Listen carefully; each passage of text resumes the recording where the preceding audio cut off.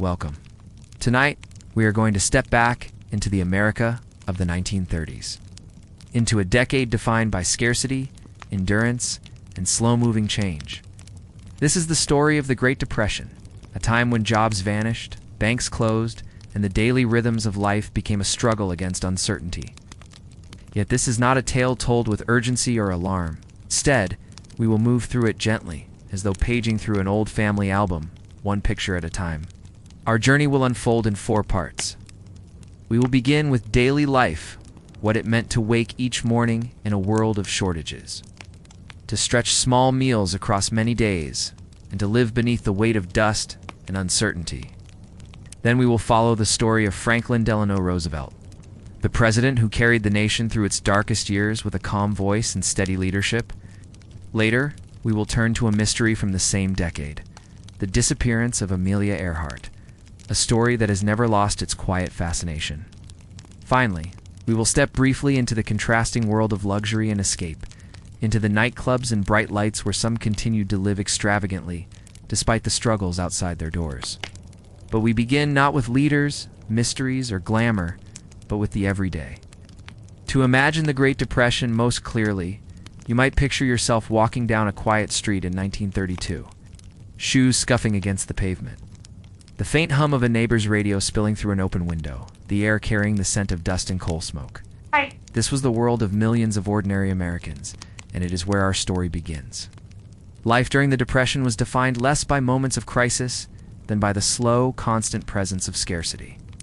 A family waking in the morning might find the house cold, because fuel was too costly to burn freely.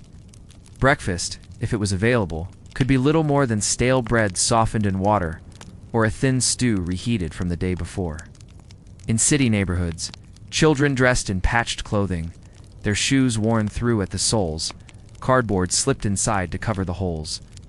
The sound of footsteps often carried them not to work or school, but to lines that wound along city blocks, where men and women waited quietly for bread or soup. In the countryside, the struggle took on a different texture. Across the Great Plains, winds swept across once fertile fields, carrying fine soil high into the air and into every crevice of daily life. Dust clung to curtains, drifted across floors, and coated the insides of cabinets despite endless sweeping. Families hung wet sheets across windows in a desperate attempt to filter the air. But still, the grit found its way into lungs and onto dinner plates. Farming, which had once promised security, became an act of endurance against nature itself. The horizon was often blurred, the sky turned a muted brown, and each new day brought the same quiet battle against exhaustion and despair. Food, when it could be found, was simple and repetitive. Beans stretched across many nights, cornbread made without milk, soups thinned with water to feed more mouths. Families often relied on creativity, apple pies baked without sugar, sandwiches filled with onions rather than meat, recipes born of necessity rather than choice. Hunger was rarely spoken of directly, but it lingered in the background of daily life, shaping decisions and habits. Children brought small lunches to school, or sometimes none at all, and learned quickly not to expect variety or abundance. Yet even amid this constant strain, people sought small comforts. Neighbors shared what they could, and churches or relief centers opened kitchens that served bowls of soup to long lines of the weary. In the evenings, families gathered around radios, the faint glow of the dial casting a soft light as voices carried across the airwaves. There were news bulletins, comedy shows, music, and most importantly, occasional words from the president himself, offering reassurance that better days would come. These radios became lifelines, binding distant towns and cities together with the same shared voices and sounds. What made the Depression so difficult was not only the lack of money or food, but the relentless weight of uncertainty. Each day brought choices that felt impossibly small, yet impossibly heavy. Whether to spend the last coin on coal for heat or milk for children, whether to stay rooted in a failing town or to move on in search of work elsewhere.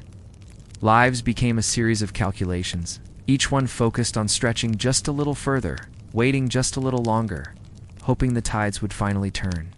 And it is within this atmosphere of endurance and waiting that a new kind of leadership emerged. Across those radios, through crackling static, came a voice that spoke not in panic, but in calm reassurance. It was the voice of Franklin Delano Roosevelt, and it would soon become a source of steadiness in a world that felt increasingly uncertain. In the midst of the Great Depression, when banks were failing and families were losing homes, the American people turned toward a man whose own life had already been shaped by struggle. Franklin Delano Roosevelt, born into privilege in 1882, had not known hunger or poverty in his youth. He was raised in comfort, surrounded by tutors, summer homes, and long traditions of wealth. Yet, despite this privileged beginning, he would one day become the figure most associated with guiding the nation through its darkest hour. Roosevelt's path to the presidency was far from simple. As a young man, he followed in the footsteps of his distant cousin, Theodore Roosevelt, pursuing politics with ambition and energy. His career was promising, but in 1921, illness struck. At the age of 39, he was stricken with polio, a disease that left him unable to walk without assistance. For many, such a diagnosis would have ended a public life. Yet Roosevelt, with the steady support of his wife Eleanor, refused to step away. He worked tirelessly to strengthen his upper body, to project confidence, and to conceal the full extent of his disability from the public eye. This balance of weakness hidden behind composure would later mirror the way he led a struggling nation, showing steadiness in the face of profound challenges. By 1932, as the Depression deepened, Roosevelt emerged as the Democratic candidate for president. The country was weary. Banks had closed in alarming numbers, unemployment soared above 20%, and despair seemed to hang over every city and farm. Roosevelt campaigned on the promise of a New Deal, a phrase that carried more hope than concrete detail, but it was enough. The American people wanted reassurance, and Roosevelt's calm confidence offered precisely that. When he took office in March of 1933, the situation was dire. In some states, banks had literally locked their doors, leaving people unable to access savings. Factories stood idle, and millions wandered in search of work. In his first inaugural address, Roosevelt spoke words that would echo through time, that the only thing to fear was fear itself. The phrase was simple, but it struck at the heart of the nation's exhaustion. Fear had paralyzed the economy as much as poverty had. Roosevelt's strength lay in his ability to name that fear and to offer, if not immediate solutions, then a sense of direction. His New Deal programs were sweeping and varied. Relief agencies provided food and basic support to those in need. Public works projects put men to work building roads, bridges, parks, and post offices' physical reminders of recovery scattered across the landscape. Farmers received support to stabilize crop prices, while banks were restructured to restore trust. Each measure, small on its own, together wove a safety net where none had existed before. But Roosevelt's influence extended beyond policies. His radio broadcasts, known as fireside chats, became a hallmark of his presidency. Families would gather in living rooms, leaning close to the speaker as his voice crackled through the static. He spoke not as a distant politician, but as though addressing the listener directly, explaining complex issues in plain terms. He told them what the government was doing and why, and in doing so, he made the American people feel that they were part of the process. It is worth imagining that moment. A dimly lit living room, the glow of a lamp casting soft shadows, the family seated quietly as Roosevelt's steady voice filled the space. Jobs were still scarce. The dust still blew across the plains. But inside that room there was, at least for a few minutes, a sense of reassurance. The president's words became a kind of companion, reminding the weary that they were not alone, and that endurance might yet bring renewal. Through the years of the Depression, Roosevelt carried not just the weight of the nation's economy, but the weight of its morale. He did not solve every problem, nor did the New Deal end the Depression entirely. But he gave people something less tangible, yet equally vital: the belief that their government saw them, that a path forward existed, however long it might be. And as we move forward in our story, it is worth remembering that the 1930s were not only years of hardship and policy, but also years of mystery and exploration. Even as Americans struggled, one figure took to the skies in pursuit of discovery and adventure. Her name was Amelia Earhart, and her disappearance remains one of the era's most enduring puzzles. Amid the shadows of hardship that defined the 1930s, there were also moments of daring, of exploration, and of human ambition that reached far beyond breadlines and dust storms. One of the most captivating figures of the decade was Amelia Earhart, a woman who seemed to embody possibility itself. Tall, slender, and with a calm confidence in her expression, she became a symbol of courage and independence in a time when much of the world felt constrained. Her achievements in aviation stood out not only for their technical daring, but for their cultural significance. In a male-dominated field, Earhart charted her own course, becoming the first woman to fly solo across the Atlantic Ocean in 1932. That flight, lasting more than 14 hours in difficult weather, was both a feat of endurance and a declaration that women, too, could take their place among the pioneers of the skies. For Americans weighed down by the Depression, Earhart's story was more than an adventure, it was a reprieve. Newspapers carried her photograph, magazines chronicled her journeys, and her calm, understated manner contrasted with the danger of her pursuits. She did not present herself as a reckless thrill-seeker, but rather as a determined professional, approaching each flight with preparation and quiet confidence. In this way, she became both an icon and a source of inspiration, proof that even in uncertain times, boldness and discovery were still possible. Her most ambitious undertaking came in 1937, an attempt to circumnavigate the globe. The journey was meticulously planned, covering some 29,000 miles. Together with her navigator, Fred Noonan, Earhart set off in a twin-engine Lockheed Electra, moving steadily across continents and oceans. For weeks, the flight progressed in stages: South America, Africa, the Indian Ocean each leg drawing them closer to their final goal. Yet it was in July, over the vast expanse of the Pacific, that the journey came to its abrupt and mysterious end. On July 2, 1937, Earhart and Noonan departed from New Guinea, aiming for a small island called Howland, a tiny speck in the Pacific that would serve as a critical refueling stop. The distance was daunting, more than 2,500 miles of open ocean. With navigation depending on radio signals and visual sighting of an island barely large enough to register on a map, throughout the flight, radio operators received transmissions, some clear, some faint with static indicating that Earhart was struggling to locate the island. Her final words, calm yet strained, spoke of low fuel and the inability to see land. And then silence. The plane never arrived. What followed was one of the most extensive search efforts of its time. Naval vessels and aircraft scoured the waters in nearby islands, but no trace was found. For days the world waited for news, clinging to hope that Earhart and Noonan might be rescued. But gradually, that hope dimmed.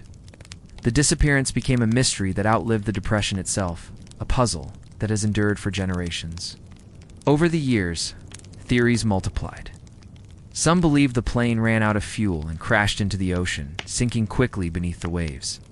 Others speculated that Earhart and Noonan landed on an uninhabited island, surviving for a time before succumbing to the elements.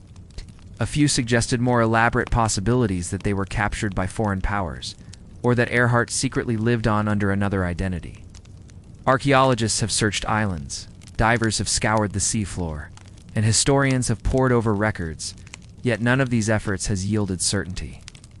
A fragment of metal here, a radio report, they're pieces of evidence that tantalize but never fully resolve the question. For listeners in the 1930s, however, the impact of Earhart's disappearance was not only about the details of what happened, but about the loss of a symbol. She had been a figure of hope and independence in a weary decade, and her sudden absence seemed to reflect the fragility of even the boldest dreams. Yet her legacy endured. Her name remained a part of the cultural fabric, her flights remembered not as failures, but as achievements that expanded what seemed possible. And so, as the Depression continued, Earhart's story lingered like an unanswered question, a reminder of both the daring of human ambition and the mysteries that time can leave unsolved. From here, we will turn to the final part of our journey through this era. For while most Americans endured poverty and uncertainty, there were others who lived in a world of bright lights, music, and comfort. Their lives, set against the backdrop of hardship, created a striking contrast, one that reveals yet another side of the 1930s, even as millions of Americans struggled to stretch meals and mend clothing. The 1930s also contained spaces of light, music, and abundance. In the midst of the Depression, Hollywood thrived. Motion pictures became both an escape and an industry, and for those who could afford it. Evenings spent in theaters or nightclubs provided a world far removed from breadlines and dust storms. It is within this world that we find the contrast where stars glittered on the silver screen and the wealthy danced in supper clubs while much of the nation faced scarcity. Imagine stepping into one of these venues in Los Angeles. The city outside is quiet, still feeling the weight of unemployment and hardship. But inside the club, the air hums with the sound of jazz. A band plays beneath soft lights, the brass instruments carrying warm notes across the room. The tables are draped in white cloth, the plates filled with rich meals of roasted meats and fine desserts.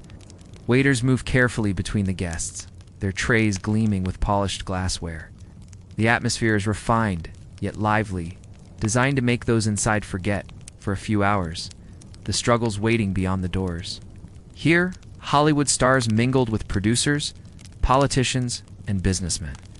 The faces that audiences saw projected in film, Clark Gable, Joan Crawford, Fred Astaire might be seen laughing at a nearby table or stepping gracefully onto the dance floor. For those who lived this life, the Depression seemed distant, as though belonging to another country altogether. Money still flowed, at least for some, and entertainment became both a luxury and a form of resistance to despair. The movies themselves offered an escape for millions who were not seated at those tables. For the price of a ticket often, ordinary Americans could step into grand theaters and watch stories of romance, adventure, or comedy. On the screen, elegant costumes and glittering ballrooms created worlds of beauty and abundance. Musicals filled with dance numbers lifted spirits, while screwball comedies brought laughter to weary faces. Hollywood offered not reality, but a dream, and in the 1930s, dreams were perhaps as necessary as food. The contrast was striking. In some parts of the country, families huddled in homes lined with dust, counting pennies for flour. In others, champagne glasses clinked, and orchestras played beneath chandeliers. Both belonged to the same decade, woven together by the currents of history. One revealed endurance, the other revealed escape. And together, they form the full picture of life in Depression-era America's spectrum of struggle and glamour, survival and indulgence, despair and hope. As we come to the end of this journey, let us pause to reflect on the many faces of the 1930s. We have walked the quiet streets where families counted every coin and swept dust from their homes. We have listened to the steady voice of Franklin Roosevelt, carried across radios that glowed softly in darkened rooms. We have followed Amelia Earhart into the skies and wondered about her fate, and we have stepped into Hollywood's glittering clubs, where music and laughter masked the reality of a nation in struggle. The Great Depression was not one story but many. It was hunger and dust, but also resilience and imagination. It was political reform and bold exploration. It was despair in some places and glittering light in others. Through it all, people endured, waiting, working, and holding to the hope that better days would eventually come. And as you rest now, perhaps it is comforting to remember that you are far from that world. The bed beneath you is steady, the room around you is safe, and the struggles of the 1930s live only as echoes in history. Let those echoes fade as your breathing slows, and let the stories of the past drift gently into silence. Good night.